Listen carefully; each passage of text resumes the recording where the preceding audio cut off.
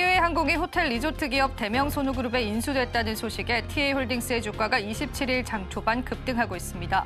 오전 9시 20분 기준 유가증권 시장에서 TA홀딩스는 전거래일보다 24.82% 오르면서 거래되고 있는데요. 장중 한때 921원까지 오르며 상한가를 기록하기도 했습니다. 레이저기기 전문업체인 레이저옵텍의 주가가 27일 장중 강세를 나타냅니다. 자사 레이저기기인 피콜로 프리미엄이 일본 시장에 진출했다는 소식에 주가가 상승한 것으로 풀이되고 있습니다. 이날 11시 기준으로 레이저옵텍은 전날보다 23.39% 올라서면서 9,020원에 거래되기도 했습니다.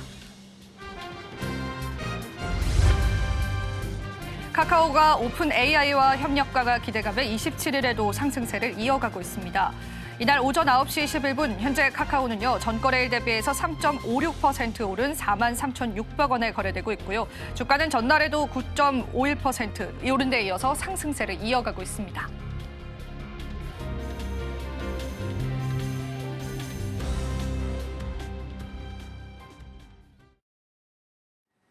시청자 여러분 안녕하세요. 마켓 쇼쇼쇼 진행을 맡은 이지영입니다.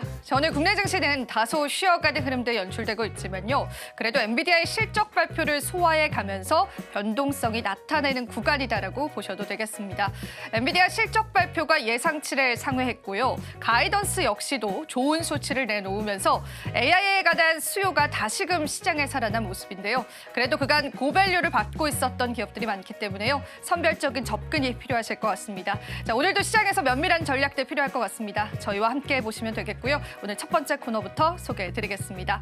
오늘도 뉴치스 코너 통해서 시장을 보는 색다른 시각을 통해서 여러분들에게 투자 전략 함께 해드릴 예정이고요. 오늘은 이지스탁의 이지은 대표님 함께 해주실 예정이니까 여러분들 기대 많이 부탁드립니다. 또 저희 방송 유튜브 통해서도 시청하실 수가 있습니다. 많은 참여 다시 한 번 더 부탁드리도록 하겠습니다. 저희 방송에서 제공해드리는 정보는 투자 판단에 대한 조언일 뿐입니다. 가치 판단과 상승 하락을 보장하고 있진 않다는 점 다시 한번 유의 부탁드리겠습니다. 자, 그럼 마감 시작까지 저희와 함께 전략 챙겨보시죠. 마켓 쇼쇼쇼 1부 본격적으로 출발합니다.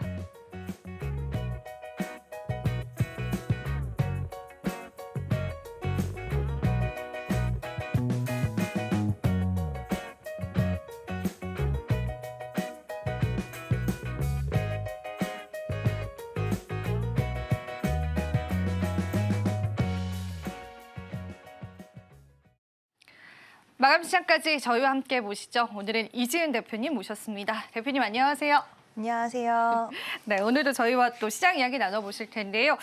일단 저희 헤드라인부터 열어보고요. 또 바로 한번 얘기 나눠보겠습니다. 첫 번째 헤드라인 바로 한번 열어주시죠. 오늘의 첫 번째 헤드라인 살펴보도록 하겠습니다. 자, 오늘 같은 경우에는 저희가 이제 삼성과 현대차 그리고 로봇6 배터리 동맹에 관한 이야기를 좀 나눠볼 텐데요. 사실 대기업들의 협업이 또 시장에서 계속 부각을 받고 있는 모습입니다. 그래서 우리가 또 시장에서 긍정적으로 해석해 볼 만한 요인은 많을 것 같은데요. 어떻게 보실까요, 대표님?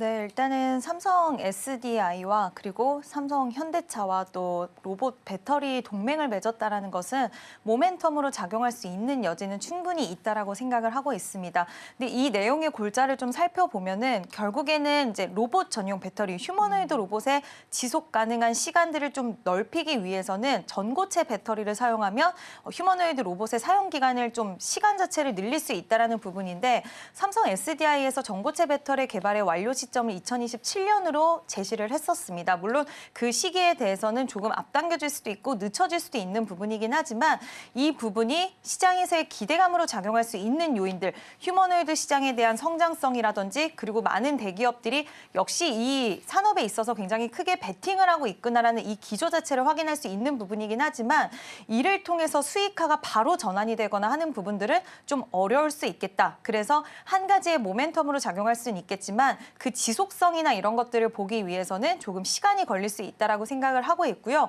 요즘 2차 전지 관련된 종목들의 흐름이 전반적으로 좀 괜찮았습니다. 근데 그 괜찮아질 흐름 속에서 또 이런 새로운 먹거리적인 측면들의 이야기가 나와야지 주가의 상승이 좀 더 유지가 되는 측면들이 있는데 그게 최근 전고체 배터리 종목들 특히 뭐 이수 스페셜티 케미칼, 레이크 머티리얼즈, 한농화선 이런 종목들의 흐름이 좋았는데 오늘 추가적인 시세가 나오는 부분들도 결국 이런 소식들이 지속적으로 좀 뒷받침이 되기 때문이라고 생각을 하고 있고요. 근데 이게 시세의 연속성을 계속해서 부여하기에는 실적이라는 모멘텀까지 이어가야 되는데 그러기에는 아직까지는 좀 이 이슈만 가지고 보기에는 시간이 조금 필요하지 않을까라고 생각을 하고 있습니다. 네, 좋습니다. 사실 뭐 이 소식을 저도 접했을 때 또 시장의 모멘텀이 어떻게 작용될까 궁금증도 많이 남았습니다. 일단은 로봇과 배터리 기업의 동맹이다라는 부분에서 의미가 있을 것 같고 또 그간 2차 전지주들이 오랜 기간 쉬었기 때문에 이번 기회로 반등에 좀 도움을 주지 않을까 그런 의견들도 시장에 있었는데요. 어떻게 보실까요, 대표님? 일단 로봇주보다는 시장에서는 오히려 전고체 배터리라든지 이쪽에 조금 더 반응을 하는 것 같습니다. 이 기조를 통해서 확인할 수 있는 것은 결국엔 휴머노이드 시장이 커질 것이다랑 플러스 그리고 전고체 배터리의 필요성 이런 부분인데요. 일단 휴머노이드 로봇 시장이 커질 것이라는 것과 많은 빅테크 기업들 투자를 단행하고 있다는 것은 이미 시장에서 연초부터 계속 이야기가 나왔던 부분이기 때문에 이에 관련돼서는 새로운 소식이라고 받아들이는 모습은 아니었던 것 같고요. 오히려 전고체 배터리 쪽에서는 시장의 확장, 그러니까 그 전기차뿐만 아니라 로봇 시장에서도 필요성이 대두가 되면서 오히려 시간은 좀 남아있을 수는 있지만 기대감적인 측면으로는 배터리 쪽에 좀 더 작용이 되지 않았나라고 생각을 하고 있고 또 관련된 종목들의 시세도 여전히 좋기 때문에 인터배터리 일정과 함께 맞물려서 이러한 소식들이 좀 시장에서는 긍정적으로 작용이 되지 않을까라고 생각을 하고 있습니다. 네, 오히려 2차 전지 쪽으로의 수급 탄력성이 더욱더 두드러진다라고 보시면 됩니다. 사실 로봇주들은 또 그간 시장에서 주목을 받았던 적도 많기도 했었죠. 그런 영향이기도 한 것 같은데 배터리 업계들이 그간 캐즘을 극복하기 위해서 많은 노력을 기울였는데 로봇이다라고 하는 또 새로운 동력을 얻지 않았을까 그런 관점에서 볼 수도 있을 것 같은데 앞서서도 대표님께서 언급해 주신 것처럼 이 전고체 배터리에 한해서만 이 로봇에 관한 수혜를 우리가 좀 받아간다라고 생각을 해봐야 될까요? 전고체 배터리만 로봇에 대한 수요를 받아갈 수 있다는 부분은 일단은 로봇 쪽에서 생각했을 때는 전고체 배터리랑 좀 연결고리가 생긴 거고 또 배터리 쪽에서 입장에서 생각을 했을 때는 일단 지금 당장은 다른 배터리들은 좀 사용 시간이 약간은 짧은 그런 단점들이 있다 보니까 로봇 시장에서도 꿈의 배터리가 된 것 같아요. 그래서 그 부분이 좀 더 주가의 탄력도를 높일 수 있지 않을까라고 보고 있고 사실 로봇주들도 저는 계속 봐야 되는 섹터라고 생각을 하고 있거든요. 이제는 단순 테마주로 볼 것이 아니라 이번 연도가 들어오면서 약간은 성격 자체가 테마성에서 섹터의 성격으로 좀 바뀌었다라고 생각을 하고 있고 이번에 레인보우 로보틱스가 4월 달에 휴머노이드 로봇의 시양산을 또 합니다. 그 부분에 있어서 얼마나 기술력이 많이 탄력적으로 올라왔는지 이런 여부에 따라서 로봇주들은 오히려 조금 더 시장에서의 분위기가 좋아지지 않을까라고 보고 있고요. 배터리 쪽에서는 전고체 보시면 될 것 같고 로봇주에서는 레인보우 로보틱스의 일정에 맞춰서 다시 한번 좀 탄력도를 그 전후로 해서 움직임이 나오는지 좀 지켜보실 필요 있다라고 보고 있고 삼성 SDI에서 방금 이런 소식 전해진 것처럼 인터배터리에서 로봇 관련돼서 또 기술을 선보일 수도 있다라고 하더라고요. 이 부분도 어느 정도 양쪽 섹터에 좀 훈풍을 불어줄지에 대한 여부도 한번 체크는 해볼 필요는 있다라고 생각을 합니다. 네, 좋습니다. 자, 그러니까 전반적으로 산업군에 영향은 좀 미칠 수 있기 때문에요. 우리가 보다 넓은 관점에서 지켜보면 좋을 것 같고요. 그럼 우리가 이제 기업과 그 섹터에 관한 이야기를 했다면은 조금 더 산업적인 관점에서 봤을 때 이렇게 현대와 삼성이 동맹을 맺는다. 대기업들이 이 산업에 뛰어들기 위해서 동맹을 맺는 게 사실은 쉬운 사례는 아니잖아요. 근데 이런 부분들은 어떻게 해석을 해볼 수 있을까요, 시장에서 대표님? 결국에는 지금 해외에서 뭐 배터리에 대한 부분들이 워낙 속도가 빠르게 개발이 진행이 되고 있어요. 특히 중국 같은 경우에는 국가 차원에서 너무나도 자원과 인력들을 쏟아서 밀어주고 있기 때문에 특히 휴머노이드 로봇 시장이 커지면서 또 전고체 쪽으로도 비아디라든지 CATL 쪽으로 굉장히 공격적인 행보들을 보여주고 있는데 그러다 보니까 뭐 일본도 도요타와 파나소닉의 합작 법인의 그 협력에 대한 속도가 굉장히 빨라지는 상황 속에서 우리나라 같은 경우에도 그렇게 동맹을 맺을 수밖에 없는 상황이 분명히 발생이 될 수밖에 없는 거고요. 배터리도 그렇고 로봇도 그렇고 지금 중국 쪽에서 워낙 치고 올라오는 상황이다 보니까 결국에는 잘하는 회사끼리 뭉쳐서 더욱더 시너지 효과를 내야지 그만큼 개발에 대한 속도라든지 이런 해외 기업들과의 이런 경쟁 구도 속에서 살아남을 수 있기 때문에 선택할 수밖에 없는 선택지가 아니었나라고 생각을 하고 있습니다. 네, 좋습니다. 불가피한 선택이었다라고 봐야 될 것 같고 또 추가적으로 대기업들의 이런 협력이 우리 시장에서 나타날 수 있다라는 관점에서도 우리가 추가 내용들은 계속 팔로우 해보시면 좋겠습니다. 자, 그럼 저희가 이어지는 헤드라인도 살펴볼 텐데요. 오늘 두 번째 헤드라인 바로 한번 열어주시죠. 자, 오늘의 두 번째 헤드라인입니다. 앞서서도 제가 살짝 언급을 해드렸는데 오늘 엔비디아 실적 발표 장 초반부터 뜨거운 관심사였습니다. 어떻게 좀 나왔을까요, 대표님? 네, 엔비디아 실적은 좋았어요. 전반적으로 실적 자체도 너무나 좋았지만 가이던스도 좋았고요. 그리고 젠슨항은 역시나 퍼포먼스를 참 잘해주는 사람이었습니다.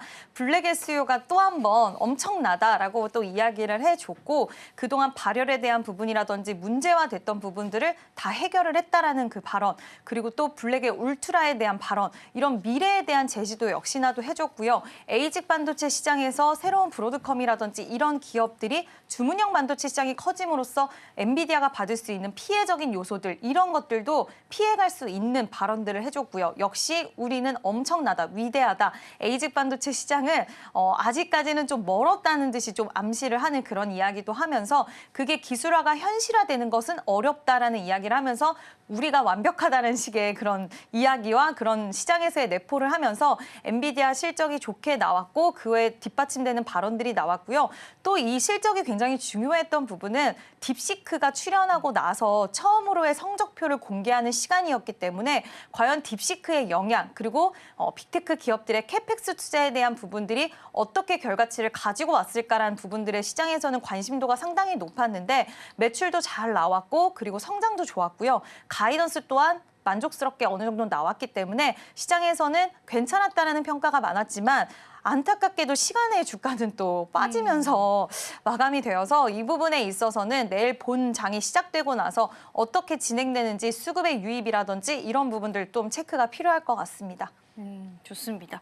그런데 사실은 가이던스를 상회했다. 그리고 또 시장의 예상치를 상회했다. 이런 부분들에 칩 수요가 여전하구나라는 걸 좀 알 수 있는 대목이었고 제가 알기로 이제 시장에서는 이제 380억 달러 정도로 예상을 했었는데 390억 달러가 넘었더라고요. 그래서 그런 부분에서도 많은 분들께서 또 놀랐던 것 같고 중요한 건 이제 블랙의 수요에 관해서도 언급이 있더라고요. 이게 발열 문제도 제기가 됐었고 그 발열에 따라서 출고가 지연이 된다 혹은 이제 다시 AS를 받는다 뭐 이런 이야기들까지 들어왔었는데요. 블랙의 수요는 어느 부분에서 저희가 계속 건재하다라고 확인을 해볼 수 있을까요? 결국에는 이 캐펙스 투자를 늘리는 부분에 있어서 기업들이 지금 이제 발언이 나왔던 부분들이 뭐 구글이라든지 메타라든지 계속해서 주문들이 들어오고 있는 상황이다라고 실질적으로 이야기를 했고요. 그 비싼 칩을 사실 사들일 수밖에 없는 회사는 그 워낙 좀 칩 가격이 좀 상당하기 때문에 빅테크 기업들이 사줘야 되는데 그 부분에 대해서 일단 수요가 미쳤다라고 얘기를 했다는 건 그들이 계속해서 구매를 해주고 있다라는 부분이고요. 또 하나 이야기가 나왔던 부분은 지금 딥시크가 우리가 중국향 이제 관련돼서 H20이라고 해서 좀 저가형 그런 반도체가 또 이제 딥시크가 잘 되다 보니까 중국 쪽에서 또 그거를 엄청나게 많이 사들이나 보더라고요. 물론 미국 쪽에서는 그거를 차단시키겠다라고 이야기를 했는데 일단 그쪽으로도 매출이 어느 정도 또 추가적으로 발생하는 부분들도 요즘에는 또 많이 생겨나고 있다라고 해서 어떻게 보면 엔비디아 입장에서는 저가용 그리고 비싼 칩의 수요가 양쪽으로 계속해서 활발히 좀 일어나고 있는 부분이고 그거는 캐펙스 투자라든지 이번에 실적을 통해서 결국에는 증명해내지 않았나라고 생각을 하고 있습니다. 네, 좋습니다. 그러면 우리에게 중요한 건 이런 엔비디아의 실적 발표가 국내 기업들에게 미치는 영향력들을 봐야 될 것 같은데 오늘 시장에서는 삼성전자는 또 조정이 나와주고 하이닉스는 이제 조금의 탄력을 받아가는 것 같은데요. 엔비디아 관련한 기업들 오늘 국내 시장에서는 어떤 흐름들 좀 이어지고 있을까요? 오늘 전반적으로 SK 하이닉스는 오히려 빠지는 모습이 나타나고 있고요. 그리고 삼성전자 같은 경우에도 지금 약간의 하락폭이 나와주고 있고 오늘 심택이라든지 이런 기판 관련주들 장 초반에 흐름이 굉장히 좋았는데 음봉이 나오는 모습들을 전체적으로 보여줬고 뭐 TLB라든지 CX의 관련주들, 기판주들 최근에 소캔 관련주들로 또 굉장히 좀 기대를 모았던 종목군들이 대부분 쉬어가는 양상들이 나오고 있는데요. 오늘 하루의 흐름으로 모든 추세가 꺾였다라고 말하기는 좀 어려울 것 같고 엔비디아가 시간의 분위기를 보니 생각보다 좀 안 좋다, 미비하다라는 그런 평가가 있으면서 오히려 차익 실현이라든지 이런 부분들이 좀 발생을 하지 않았나라고 생각을 하고 있는데 장기적으로 봤을 때는 결국에는 반도체 관련된 기조들은 결국 우리가 이번 실적 발표에서 느낄 수 있던 것은 AI 시장의 확장성과 여전히 견고한 수요 그런 부분들을 확인할 수 있었던 대목들이 분명히 있었다라고 저는 생각을 하고 있기 때문에 반도체 관련된 종목군들은 중장기적으로 유효하다. 그리고 오히려 이런 시점에서 호흡은 좀 길게 걸릴 수 있을 것 같아요. 근데 최근 들어서 예전 반도체 섹터를 바라볼 때랑은 완전히 달라졌다라고 생각을 하는 게 예전에는 반도체 섹터가 굉장히 한번 탄력이 붙으면 시원하게 우상향을 해줬던 것 같아요. 근데 요즘에는 변동성이 굉장히 확대된 국면에서 2차 전지처럼 가다가 꺾이고 이런 힘의 동력 자체를 살짝 잃어버린 그런 국면에 와 있는데 그렇기 때문에 지금 반도체를 투자하시는 분들은 단기적으로 우리가 시세를 강하게 가져가려는 그런 예전의 흐름들을 기대하시기보다는 오히려 이렇게 약간 눌렸을 때 비중을 좀 나눠서 매수하시는 전략으로 지금 디램이라든지 이런 레거시 쪽도 올라올 수 있는 그런 시그널들이 보이고 있기 때문에 장기 관점으로 분할 매수 관점으로는 지금도 좀 유효하지 않을까라고 오히려 좀 호흡 길게 보셔야 되는 섹터로 변모를 했다라고 생각을 하고 있습니다.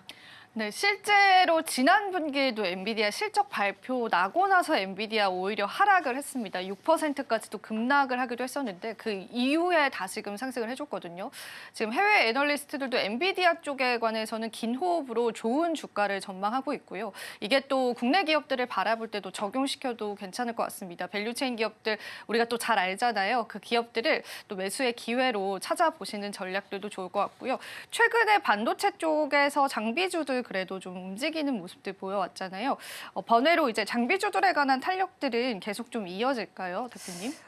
저는 장비주들은 계속 볼 필요가 있다라고 생각을 하고 있는데 오늘 테크잉이라든지 DI라든지 뭐 PSK홀딩스 이런 종목들 보면은 대체적으로 주가 흐름이 굉장히 좀 부진하게 이어지고 있어요. 그래서 결국엔 한미반도체 또 지금 뭐 ASMPT라든지 그리고 하나그룹, 하나비전 쪽에서 또 TC 장비를 또 개발 완료했다. 그리고 얼마 전에는 ASMPT 쪽에서 한미반도체를 넘어서는 또 그런 장비를 개발했다라는 이슈가 나오면서 장비 수요에 대한 이원화라든지 이런 독식 구조가 깨질 수 있다라는 이런 이야기들이 나오는 것처럼 장비 쪽에서도 개별적으로 좀 긴장하게 만드는 이슈가 나올 수 있다라는 거 좀 체크를 해보셔야 될 것 같고요. 일단 요즘 장비주들의 주가 추이를 보면 결국에는 나중에 장비 주문에 있어서 그거를 선반영해서 좀 기대 심리로 오르거나 하는 부분들도 있었지만 지금은 삼성전자와 SK 하이닉스의 주가 회복이 먼저 선행이 좀 돼야지 더욱더 시원하게 장비주들을 움직일 수 있겠다. 오히려 최근 나온 소캠이라든지 아니면 CX에 관련된 종목군들이 변동성이 크긴 하지만 단기적으로는 좀 더 움직임이 나올 수 있겠다. 다만 저는 장기적으로 보실 분들은 장비주라든지 그리고 HBM 관련된 종목들을 보시는 게 맞지 않을까라고 일단은 생각을 하고 있습니다. 네, 좋습니다. 저희가 또 엔비디아 실적 발표를 좀 소화하면서 시장에 관한 이야기들 좀 같이 나눠봤습니다. 반도체주들 선별적인 전략이 필요할 것 같습니다. 여러분 잘 볼게 보시면 좋겠고요. 저희 그럼 이어지는 코너도 소개해드릴게요. 은혜로운 섹터 준비되어 있는데요. 자, 오늘은 또 T-Way 관련한 이야기 나눠봐야겠죠. 그 이야기 또 시장에 영향력을 끼치고 있는데요. 어떻게 또 풀릴 수 있을지 저희 한번 예측을 해보고요.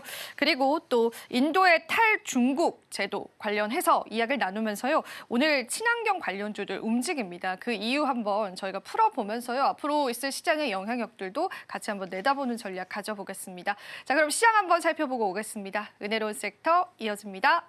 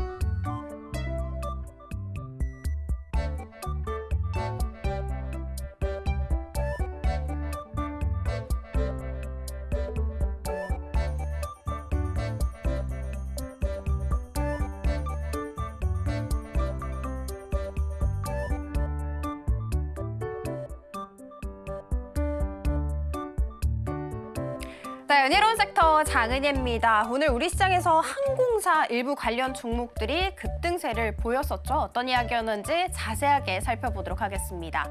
호텔 리조트 기업인 대명 손우그룹이 결국 TA항공을 인수하기로 했습니다. 그러면 그 인수 과정에 대해서 제가 간단하게 설명 도와드리도록 할게요. 원래 대명 손우그룹은 TA항공의 2대 주주였습니다. TA항공의 지분 26.77%를 보유를 하고 있었죠. 자, 그리고 최대 주주는 원래 티웨이 홀딩스였습니다. TA항공의 지분 28.02%를 확보한 상황이었습니다. 그런데 이번에 대명 손우그룹이 최대 주주였던 티웨이 홀딩스의 지분 46.26%를 인수하기로 했고요. 그리고 그 금액은 2,500억 원에 인수하기로 했다라는 이야기가 나왔습니다. 이로 인해서 대명 손우그룹은 26.77%와 28.02%를 더한 총 54.79%의 TA항공 지분을 보유하게 됐습니다. 그래서 최대 주주로 탄생을 하게 된 것이죠. 자, 그러면 왜 항공업에 진출을 하는지 이유 하나씩 뜯어보도록 하겠습니다. 대명 손우그룹은 그동안 호텔과 리조트 사업을 중심으로 해서 꾸준하게 성장을 해왔습니다. 그런데 이번에 TA항공을 인수함으로써 그동안 집중을 하고 있었던 관광과 그리고 앞으로 집중할 이 항공을 연계하는 새로운 시도를 하고자라고 하는 것이죠. 자, 그러면 어떻게 연계될지 예를 들어서 한번 설명해 드리도록 하겠습니다. 대명 손우그룹이 운영을 하고 있는 리조트와 TA항공의 노선을 연결하는 여행 상품이 개발될 수도 있고요. 그리고 TA항공을 이용하는 고객들한테 리조트 숙박 할인 혜택도 줄 수가 있습니다. 자, 이렇게 항공과 숙박을 패키지로 잘 묶어서 고객들한테 더 좋은 경험을 제공하겠다. 이것이 주 골자다라고 보시면 됩니다. 이뿐만이 아닙니다. TA항공과 또 다른 항공사라고 할 수 있는 이 에어프레미아 역시도 둘이 합병할 가능성 상당히 높게 점쳐지고 있습니다. 왠지 살펴보도록 할게요. 일단 대명 손우그룹 같은 경우에는 이 TA항공뿐만이 아니라 에어프레미아의 지분도 보유를 하고 있는 상황입니다. 그리고 오는 6월 이후부터 에어프레미아의 지분을 추가로 인수할 수 있는 권리도 갖고 있습니다. 그리고 당연히 추가로 지분을 인수할 것이고 대명 손우그룹이 결국에는 에어프레미아의 최대 주주가 될 것이다 라고 시장에서는 얘기하고 있습니다. 그렇게 된다면 대명 손우그룹은 TA항공 플러스 알파로 에어프레미아의 최대 주주로 올라서게 될 것이며 이 둘을 합병시킬 것이다 라고 보고 있는 것이죠. TA항공 같은 경우에는 유럽 노선을 주축으로 하고 있고요. 에어프레미아 같은 경우에는 미주 노선을 갖고 있기 때문에 이 두 기업이 합쳐진다라는 것은 시너지가 터질 수 있다. 그리고 나아가서는 더 경쟁력 있는 항공사 탄생 가능하다라고 보시면 됩니다. 그리고 시장에서는요, 대한항공이라든지 아시아나항공과 같은 이런 대형 항공사, 버금가는 새로운 항공사가 탄생할 것이다 라고 기대를 하고 있는 상황입니다. 자, 두 번째 이슈 살펴보도록 하겠습니다. 정부에서 재생에너지 공급 인증서 제도, 그러니까 REC 제도를 폐지하겠다라는 결정을 내렸다고 합니다. 자, 여기에서 REC 제도가 뭔지 설명 도와드리도록 할게요. REC 제도라는 것은 신재생 에너지 공급 의무화 제도의 핵심 요소입니다. 대형 발전사들이 신재생 에너지 발전 비율을 맞추지 못하는 경우에 외부에서 REC를 구매를 해서 이걸 통해서 의무를 충당할 수 있도록 한 제도가 바로 REC 제도라고 생각을 해주시면 됩니다. 그렇지만 시간이 지나면서 문제점이 드러나게 됐죠. 자, 문제점 두 가지로 나눠서 살펴보도록 하겠습니다. 먼저 첫 번째 문제점은요, 재생에너지 보급량 늘었습니다. 그런데 문제는 너무나도 태양광에 집중됐다라는 부분이었습니다. 표를 통해서 알아갈 수 있듯이 2017년의 태양광 비중은 81%였거든요. 그런데 2023년에 태양광 비중이 10%나 더 늘어나서 91% 넘어서게 됐습니다. 즉 다시 말해서 바꿔 말하자면 풍력, 이 수력과 같은 대규모 발전 프로젝트들은 활성화되지 못했음을 의미를 하겠죠. 자, 그러면 REC 제도로 인해서 왜 태양광 비중이 늘어나게 됐는지 설명 도와드리도록 하겠습니다. REC 같은 경우에는 가격 변동성이 상당히 심합니다. 즉 다시 말해서 대규모 투자 유도하는데 굉장히 어려움이 있다는 것이죠. 그러면 풍력과 수력 활성화되지 못한다라고 이어지게 되겠죠. 그렇지만 소규모 태양광 사업 같은 경우에는 적은 자본으로 쉽게 쉽게 설치가 가능하기 때문에 이 소규모 태양광 사업이 우후죽순 늘어나게 됐고, 이 소규모 태양광 사업이 늘어나게 되면서 결국에는 전체 태양광 비중이 늘어나게 된 것입니다. 그리고 문제는 너무나도 집중된 것이다라고 보시면 됩니다. 자, 그리고 두 번째 문제점은요, 늘어나는 한전의 부담이라고 꼽히고 있습니다. 한국전력이 발전 공기업들의 REC 구매 비용을 전액 보전해야 하는 구조를 갖고 있습니다. 한전의 부담 상당히 많아지겠죠. 숫자로 살펴봤더니 2024년 기준으로 연간 3조 원에서 4조 원을 REC 구매 비용으로 사용한 것으로 나타났습니다. 한전의 부담은 즉 국민들의 부담으로 전가가 되겠죠. 결국 국민의 세금과 전기요금 인상으로 이어졌다라고 시장에서는 보고 있습니다.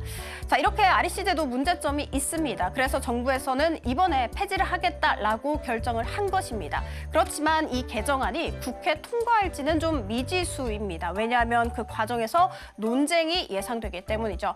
더불어민주당 역시도 REC 제도 폐지에 공감을 하고 있습니다만 기존 소규모 태양광 사업자들의 이익 보전 방안에 대해서는 여야 간 의견 차이가 있다는 부분 체크해드리도록 하겠습니다. 자, 그래도 만약에 폐지가 되면 어떤 효과가 있을지 설명 도와드리도록 할게요. 앞서 말씀드렸던 것처럼 그동안 좀 집중됐었던 신재생 에너지원 다변화될 것으로 예상되고 있습니다. 그동안에는 태양광 중심이었지만 이제는 풍력과 수력 등 다변화될 것으로 점쳐지고 있습니다. 자, 그리고 대형 발전사들이 직접 재생에너지 발전소를 짓거나 설비 투자로 이어지게끔 유도하면서 보다 안정적이고 장기적인 재생에너지 정책이 가능할 것이다 라고 보고 있다는 점 알려드리도록 할게요. 자, 이렇게 국내 테마 탑3로 이어가 보도록 하겠습니다. 먼저 준비한 쪽은 미용기기입니다. 오늘 키움증권에서 업황 성장 추세 지속될 것이다 라고 전망을 했고요. 그동안의 흐름을 한번 살펴봤더니 신제품이 출시가 되고 그 다음에 국내 시장으로 빠르게 침투하며 나아가서는 수출 성장된다, 이런 흐름을 띠고 있었다고 합니다. 그러면서 사업이 계속해서 커졌다라고 키움증권에서는 이야기를 하고 있습니다. 일단 오늘 미용기기 내에서는 레이저 옵텍이 27% 이상의 상승세를 그리기도 했고요. APR 역시도 15% 큰 폭으로 상승세를 그리기도 했습니다. 두 번째는 화장품입니다. 한한령 해제 수혜 기대감 지속되고 있는 상황에서 에이펙 고위관리회의에 참석한 대표단들에게 우리 K뷰티가 더 주목받았다라는 이야기 들어왔습니다. 이 토니모리 같은 경우에는 오늘 장중한때 상한가를 터치하는 움직임 보이기도 했습니다. 마지막으로는 은행 살펴보도록 할게요. 주요 은행 배당락 기준일은 28일입니다. 이것을 앞두고 배당락 효과가 발생해서 좀 주가가 오늘은 지지부진한 상황입니다. 그리고 요즘은 금리 인하기라고 볼 수가 있겠죠. 금리 인하기 속 정부의 가계대출 관리 역시도 은행주들한테는 좀 부담이 되고 있는 상황. 그래서 오늘 DGB 금융지주 같은 경우에는 5%대 내림세를 걷기도 했다는 부분 체크해드리도록 하겠습니다. 자, 지금까지 은혜로운 섹터 함께 살펴봤습니다. 이어지는 5이슈 시간에는 실적에 대해서 이야기해볼까 합니다. 실적에 따라서 좀 주가가 힙이 엇갈리고 있는 상황이죠. 자, 그러면 우리는 여기에서 어떤 투자 포인트를 얻을 수 있을까 궁금하실 것 같습니다. 자, 그러니까 다음 코너도 기대하쇼쇼쇼.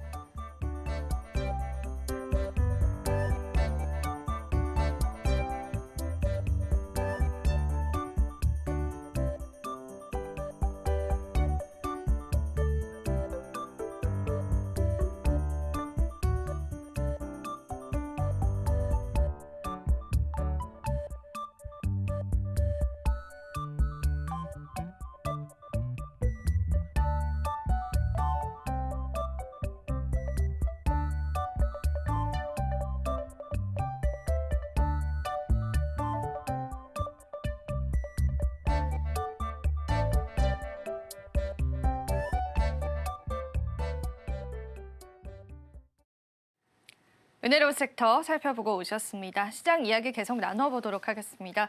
대표님은 오늘 시장 한 주 평 어떻게 보고 계시는지 이야기 한번 들어볼게요. 네, 최근에 이제 중소형단 종목들의 실적 발표가 속속들이 좀 이어지고 있는 그런 모습입니다. 실적 발표에 참 냉정하게 이제 점수를 매기는 그런 시장의 분위기가 크게 좀 형성이 됐다라고 생각을 하고 있고요. 실적에 따라서 점수와 그리고 반응이 좀 엇갈리는 그런 시장의 모습을 보여주고 있다. 오늘 시장에서도 그 모습이 좀 고스란히 반영이 되고 있는데, 뭐 엔비디아 관련돼서도 실적 발표가 나왔고, 그리고 실적에 있어서 물론 엔비디아는 우리나라 기업은 아니기 때문에 또 또 미국에서의 어떤 평가가 이루어져야 될지 본장에서 좀 봐야 될 것 같긴 하고요. 그와 관련돼서 그동안의 실적이 좀 부진했던 기업들은 더 추가적인 하락을 좀 만들어내는 그런 모습들 반도체 관련주 안에서도 만들어내고 있고 또 오늘 STX 엔진이라는 기업이 이제 조선 관련된 엔진 기업인데 어저께 시간외에 정말 하한가 깜짝 놀라셨을 거예요. 실적 발표, 그러니까 실적이 좀 실망스러웠다라고 해서 정말 조선 업황에 대한 기대심이 많고 조선 섹터 전반적으로 지금 조정기를 겪고 있긴 하지만 아직까지 추세가 완전히 무너졌다라고 하기엔 어려운 이 안에서도 굉장히 큰 폭으로의 조정이 나왔고요. 또 상반되게 VT 같은 경우에 오늘 약간의 상승 추세가 둔화가 되긴 했지만 어제 시간에 호실적을 발표를 하면서 또 좋은 추세가 나왔다라는 점. 실리콘투도 최근에 하락폭이 굉장히 깊어졌습니다. 실적 발표 이후에 이런 모습들을 봤을 때 실적 발표에 굉장히 냉정하게 반응을 하는 시장 분위기가 좀 있지 않나. 세론으로 작용하기보다는 그때그때 실적에 따라서 이렇게 올바르게 좀 반영이 되는 그런 시장의 모습을 보여주고 있지 않나라고 생각을 하고 있습니다. 네, 아무래도 우리가 또 트럼프 행정부가 들어오는 그 시기를 겪으면서 항상 부각받았던 그런 섹터들만 부각을 받았잖아요. 이런 시장 흐름이 이어져 오다 보니까 그럼 이 증시를 올릴 만한 모멘텀이 뭐가 있을까? 실적에 관해서 조금 더 귀를 기울이는 경향도 있는 것 같아요. 실적 이제는 무시할 수 없습니다. 한때는 우리 시장에서 실적은 주가에 관한 영향력이 별로 없다라는 소리도 굉장히 많았잖아요, 대표님. 네. 요즘 흐름 보면은요, 삼양식품도 그렇고 실적 효과 많이 받아가는 것 같아요. 네, 확실히. 요즘에는 약간 시장이 확실히 예전과는 조금 또 달라진 게 작년에는 전반적으로 시장의 분위기가 너무나도 안 좋았다 보니까 호실적 발표를 해도 세론으로 작용을 많이 맞아요. 했었고요. 네. 오히려 올해 들어와서는 시장이 전반적으로 바닥권에서 상승을 하다 보니까 실적이 잘 나오면 점수를 더 후하게 주는 것 같아요. 거기다가 성장성에 대한 어떤 모멘텀을 갖고 있는 기업이면 계속해서 주가는 고공행진하는 그런 하나 에어로스페이스나 이런 기업들을 봐도 그렇고요.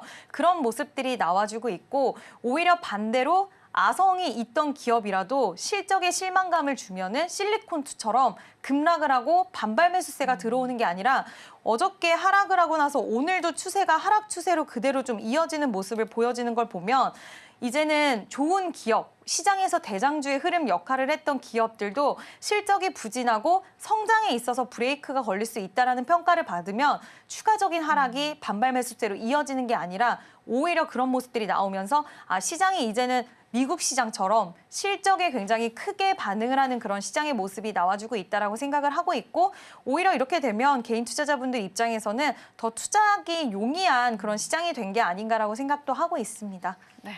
시장이 또 실적에 주는 점수가 조금 더 후해졌다. 이런 이야기가 좀 눈에 띄는 것 같습니다. 자, 그럼 오늘 5이슈 같은 맥락에서 한번 열어보고요. 또 계속되는 저희가 전략들 잡아드리도록 할게요. 오늘의 이슈 한번 살펴보도록 하겠습니다. 자, 오늘 시장에서 주목해볼 만한 이슈는요.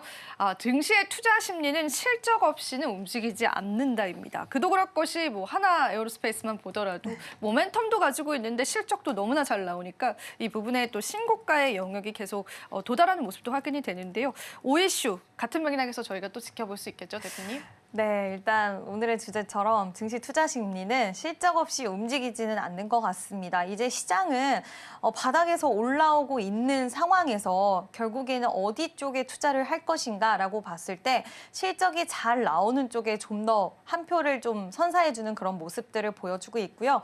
물론 두 가지의 심리는 공존을 하고 있는 것 같기는 합니다. 일단 바닥에서 시장이 올라오고 있다 보니까 기대 수익률적인 측면에서 바닥권에 있는 종목이 실적을 잘 보이거나 어쨌든 모멘텀이 있다라고 한다면 기대할 수 있는 상방이 더 열려 있기 때문에 그쪽으로의 수급 쏠림이 있긴 하지만 그거는 요 근래 며칠의 흐름이라고 볼 수가 있을 것 같고요. 전반적으로 1, 2월 달을 한번 복귀를 해본다라고 한다면 전체적으로 갔던 종목들이 실적이라는 그 모멘텀을 등에 업고 더 가는 모습들을 좀 확인할 수 있었는데 대표적으로 조선과 방산, 음식료 섹터가 이제 대장주의 역할을 했던 종목군들이 좀 시세를 계속해서 랠리를 펼쳤던 모습인데 이러한 부분들을 우리는 계속 기억을 하면서 시장이 지금은 바닥권에 있는 종목군들에게 좀 수급이 쏠림 현상들이 어느 정도 나오고 있긴 하지만 또 이런 부분들은 계속해서 돌고 도는 모습들을 보여주고 있을 거라서 올해는 좀 실적 기반한 종목들을 계속 체크를 해보셔야 되지 않을까라고 보고 있고요.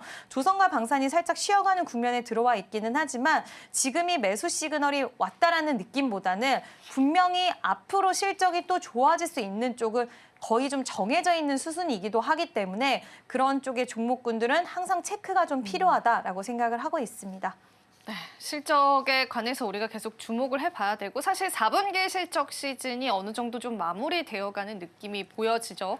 자, 그러면은 이제 앞으로의 실적도 계속 지켜보면서요. 실적의 성장성이 두드러지게 나타나는 그런 기업들 찾아보는 것도 시장에서 전략이 되지 않을까 싶습니다. 사실 실적에 관한 실망감들이 또 주가를 끌어내리기도 하는 지금 시점이기 때문에 우리는 또 이 숫자에 주목을 해봐야 될 시점인 것 같고요.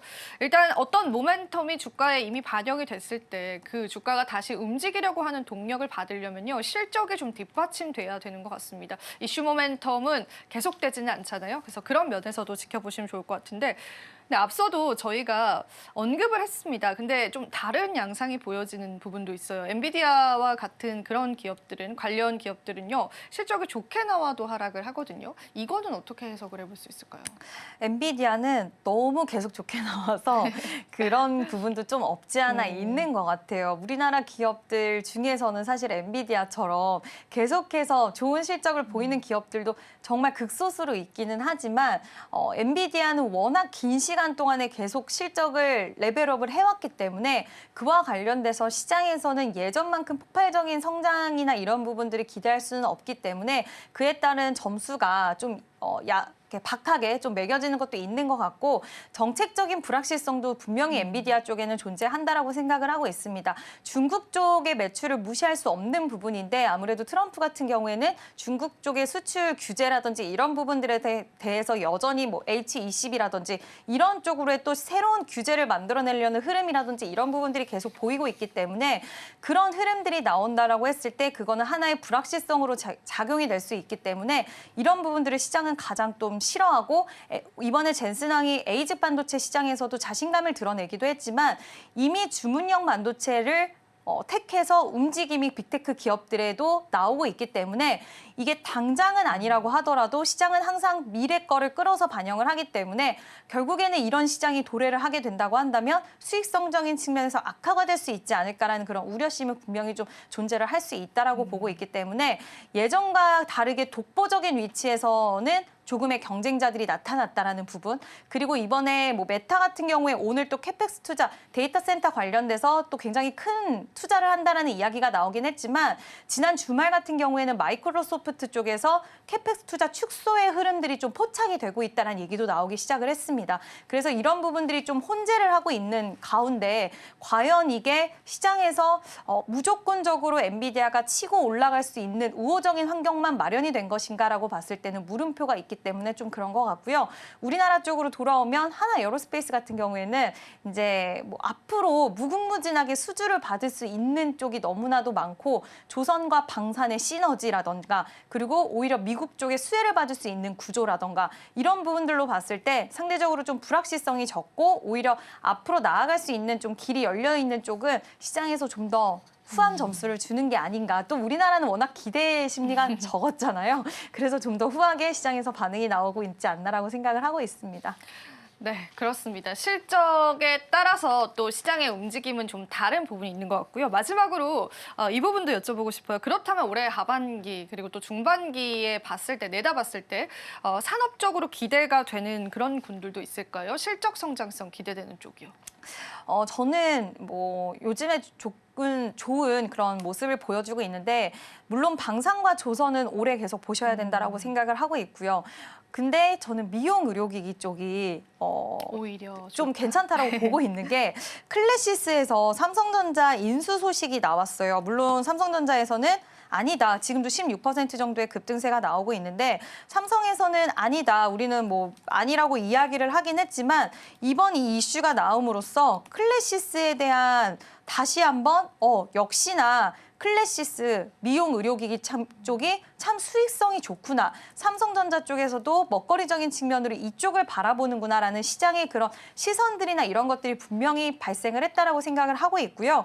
클래시스뿐만 아니라 지금 레이저 옵텍이라는 기업도 오늘 미국과 유럽, 일본 등 전 세계적으로 허가가 이어지고 있다는 소식이 나와줬고, 대부분의 미용 의료기기 섹터의 종목군들을 좀 보면 영업이익률이 굉장히 높아요. 소모팁에 대한, 그러니까 장비를 한 대 팔고 나면은 소모팁에 대한 매출이 계속해서 발생을 하기 때문에 영업이익단이 굉장히 높은 부분들을 가지고 있는 이 사업 구조에 대한 부분들이 결국엔 계속해서 호실적을 만들어낼 수 있을 거라고 보고 있고, 예전에는 유럽 기계들이 워낙 점유율이 높았지만 요즘에 우리나라 기업들이 다양한 라인업을 가지고 있으면서 점유율 확대를 지속적으로 이어가고 있다는 점. 뭐 북미 중국 쪽에서 한알령 해제 이슈도 또 있는 만큼 만약에 한알령 해제까지 이어진다라고 했을 때는 조금 더 우호적인 환경들이 마련되지 않을까라고 생각이 들어서 뭐 조선과 방사는 여전히 봐야 되긴 하지만 아직까지 미용 의료기기 쪽에서는 바닥권에 있는 종목들도 있기 때문에 여전히 보유 관점으로 또는 신규 관점으로 좀 보셔도 좋지 않을까라고 생각을 하고 있습니다.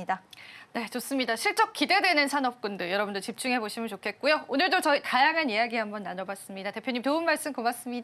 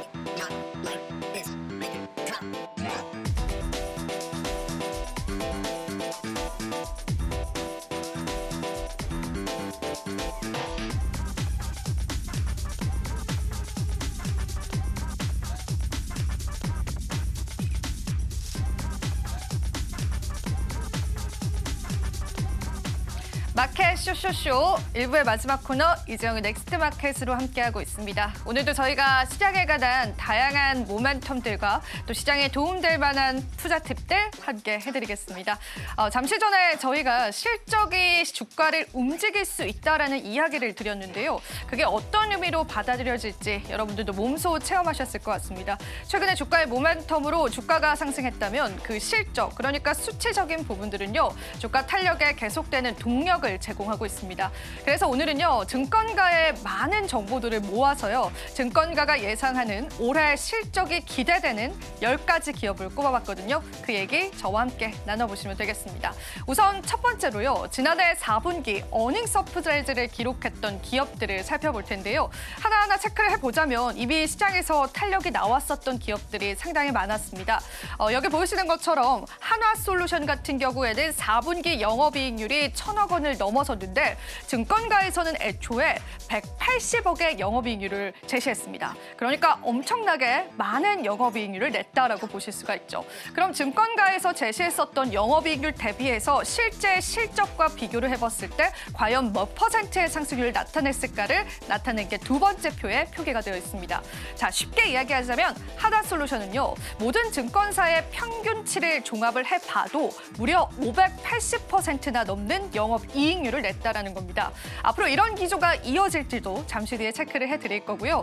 그리고 한화 같은 경우에도 309%의 초과 영업이익률을 냈습니다. 그만큼 이 하나 그룹주들의 독주가 눈에 띄는 올 하반기 그리고 상반기였다라고 보시면 되는데요. SK가스와 같은 그러한 기업군들도요. 시장에서 크게 두드러지진 않았지만 영업이익률로 봤었을 때는요. 무려 200%가 넘는 상승률을 보여줬습니다. 다른 기업들도 조금만 더 살펴볼게요. 미래에셋증권과 같은 증권주 역시도 시장에서 좋은 4분기 실적을 냈고요. 하나 에어로스페이스 역시도 좋은 4분기 실적을 냈습니다. 그럼 여기서 중요한 건 앞으로가 중요할 것 같습니다. 만약에 실적이 주가를 움직이는 하나의 재료가 될 수 있다면 우리는 앞으로의 실적이 상향된 그런 종목군들을 살펴봐야 될 텐데요. 오늘 그 정답지를 가지고 왔기 때문에 저와 함께 살펴보시면 좋겠습니다. 우선 첫 번째로요. 한국의 경제 성장률부터 짚고 갈까 합니다. 한국은행에서는 얼마 전에 한국의 경제 성장률을 1.5%로 제시했습니다. 굉장히 낮은 수치죠. 그만큼 우리는 대외적인 리스크가 있기 때문에 우리나라 경제 자체는 좋지 않을 것이다라는 분석이 상당히 많습니다. 그럼에도 불구하고 산업적으로 성공적인 하반기를 이뤄낼 수 있다면 그게 또 주가의 모멘텀이 될 수 있다는 게 증권사의 의견이었습니다. 제가 종합한 내용들은요. 어떤 가이드라인이 있었습니다. 증권사의 영업이익 추정치 3곳 이상을 비교를 했고요. 거기에 영업이익이 전년 대비해서 10% 이상 성장할 수 있을 만한 기업들을 꼽아봤습니다. 총 9개의 기업이 나오더라고요. 어떤 기업이었을지 저와 함께 살펴보시면서요. 투자 팁들 가져가시면 좋겠습니다. 먼저 역시나 하나그룹주들은 올해도요. 일을 잘할 예정이고요. 영업이익률은 더욱더 높아질 것으로 예상이 되고 있습니다. 하나그룹주들 전반적으로 시장에서의 탄력들 이어오고 있는데요. 영업이익까지도 좋을 것이다라고 증권사에서는 내다봤습니다. 그리고 덕산, 네오룩스와 MC넥스와 같은 비교적 생소한 섹터군들도요.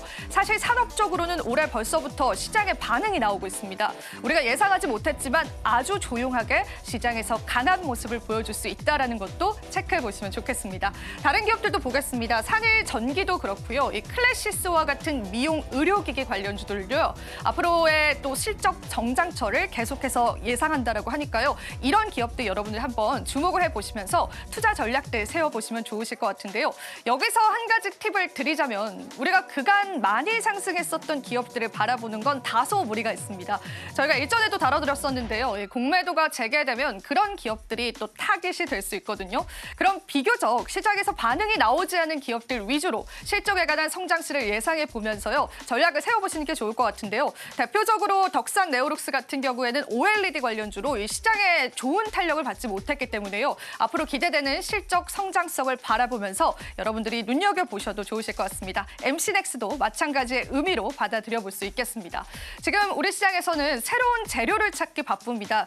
그 재료를 찾기 어려우시다면 우리가 증권사의 많은 의견들을 종합해봤을 때 실적이 예상되는 그러한 기업들을 살펴보면서 이 산업의 성장성도 같이 한번 살펴보시면 또 하나의 투자 팁이 되실 수 있을 것 같아서요. 오늘 저희가 또 중요한 내용으로 준비를 해봤습니다. 한번 복귀해보시면 좋겠습니다. 자, 그렇다면 우리 암호화폐 시장 이야기로 넘어가 볼까요? 많은 낙폭세를 겪고 있는 암호화폐 시장인데요. 오늘은 시장의 사이클에 관해서 이야기를 나눠볼까 합니다. 사실 최근 암호화폐 시장에는요. 굉장히 많은 비관론들이 나와주고 있습니다. 특히나 많게는 이 비트코인이 7만 달러 선까지 하락할 수 있을 것이다라고 내다보는 시선이 많았거든요.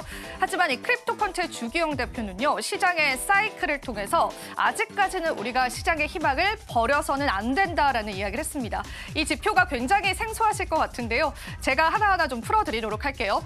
이 사이클이 2017년 그리고 2020년 그리고 지금 현재 불장 사이클을 나타냅니다. 그러니까 이 사이클 때마다 시장이 하방으로 얼마나 열렸냐를 나타내는 그런 차트인데요. 이 주황 색깔 같은 경우가 2017년도입니다. 2017년도에 역시나 시장은 하방으로 크게 많은 가능성을 열어뒀고요. 그리고 불장이 끝나갈 때도 하방으로 굉장히 많은 가능성을 열어뒀습니다. 자, 하지만 지금은 우리가 2024년도 그리고 2025년도에 불장을 기다리고 있잖아요. 그 시점에서 지금 현재 구간은 아직까지 조금 더 하락 사이클이 남아있긴 하지만 이 불장 자체가 끝났다라는 시그널은 아니다라는 거죠. 그간의 사이클이 보여줬었던 대로 시장에서는 급등락을 반복하면서 이 시즌을 끝낼 것이다라고 내다보고 있습니다. 자세히 살펴보시면 굉장히 재밌는 지표가 될 텐데요. 이 시장의 사이클들 파악을 해보시면서요. 객관적으로 시장을 한번 판단해보시면 좋겠습니다. 자, 그럼 마지막으로 저희 암호화폐 시세 간단히 한번 체크해 볼 텐데요. 오늘은 어떤 흐름들 이어지고 있는지 저와 함께 살펴보겠습니다. 비트코인 시세 역시나 하락합니다. 지금 현재는 8만 5천 달러 선을 나타내는 흐름까지도 보여주고 있는데요. 한화로는 지금 현재 정말 좋지 않은 모습까지도 내려온 것까지 확인이 되고 있습니다. 이더리움 같은 경우에도 간밤에 큰 낙폭세를 겪었습니다. 그 부분도 우리 시장에 고스란히 드러나는 모습까지도 확인되고 있고요. 또 테더 같은 경우에는 시가총액 XRP를 뛰어넘으면서요. 알트코인 부분들이 전반적인 조정을 겪고 있다고 보시면 되겠습니다. 마지막으로 솔라나 코인 같은 경우에도 4%의 낙폭세를 보여주면서요. 이 부분들까지도 시장에 또 다른 공포감을 형성하고 있다고 보셔도 될 것 같습니다. 자, 전반적으로 암호화폐 시장은 좋지 않습니다. 우리가 또 이 투심을 끌어올리기 위한 시장의 모멘텀이 필요한 시점이다라고 보시면 되고요. 또 추가적인 내용들 저희와 함께 나눠보시면 좋겠습니다. 자, 암호화폐 시장까지 살펴보셨습니다. 또 저희 방송에서 제공해드리는 정보는 투자 판단에 대한 조언일 뿐입니다. 가치 판단과 상승 하락을 보장하고 있지는 않다는 점 다시 한번 유의 부탁드리겠습니다. 저희는 잠시 뒤 2부에서요. 오후장 전략 이어가 보도록 할게요. 오늘도 시청해주신 여러분 고맙습니다.